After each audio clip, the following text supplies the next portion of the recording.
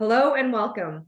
My name is Carmen. I'm a licensed real estate agent in both Ontario and British Columbia, and today I'm going to talk to you about the new tax-free first home savings account. So if you're a first-time home buyer in Canada, the government offers you a lot of tools, incentives, and programs to help you with purchasing your first home. Here are a few examples that are available to you, but today we're going to discuss the new FHSA. So what is the FHSA? Comes into play April 1st of this year, and it's a new registered savings plan that gives prospective buyers the ability to save up to $40,000 on a tax-free basis. Eligible candidates can contribute up to $8,000 annually, which would be tax deductible from your stated income.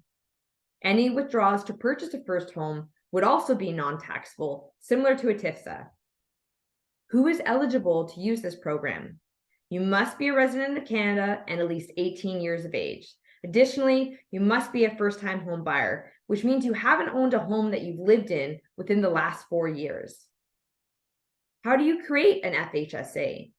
FHSA accounts can be opened up at banks, credit unions, or any other financial institutions that issue RRSPs or FHSAs.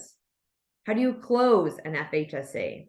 So other than using the funds to purchase your first home, the FHSA would cease to be an FHSA after 15 years or when the individual turns 71, whichever comes first. Any savings that are not used can be transferred to an RRSP, an RRIF, or withdrawn as taxable income. What is a qualifying withdrawal?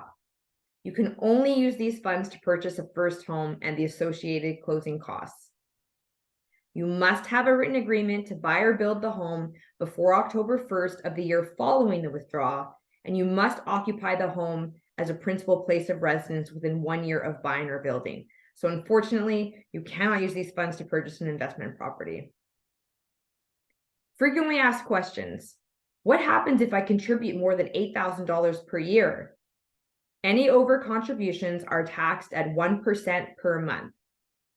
Contribution limits are reset at the beginning of each calendar year, so any excess funds would no longer be considered an over contribution at that point.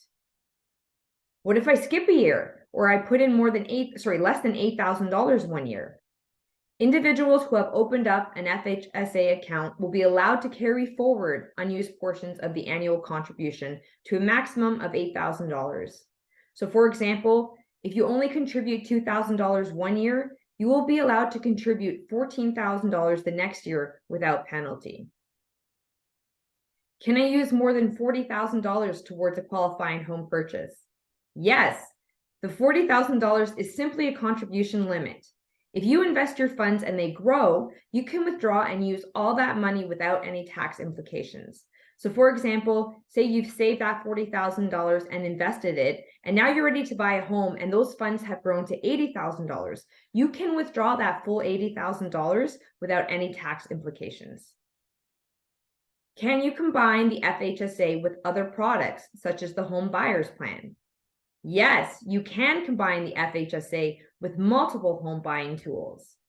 So if you were going to use the Home Buyers Plan, this would allow you to use $35,000 that is from that program, plus the $40,000 in this new program, for a total of $75,000 towards a qualifying home purchase.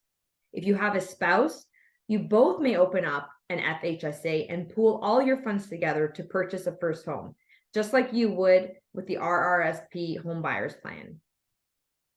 So this means you and your spouse can both contribute $75,000 towards a down payment for a total of $150,000, plus any investment growth from your FHSA. Keep in mind, you both have to be first-time home buyers to do so.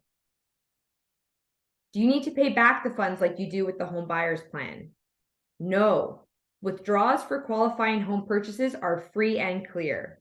So for example, with the Home Buyers Plan, you can withdraw $35,000 from your RRSP, but you must pay it back within 15 years. With this new program, you do not have to pay back the funds.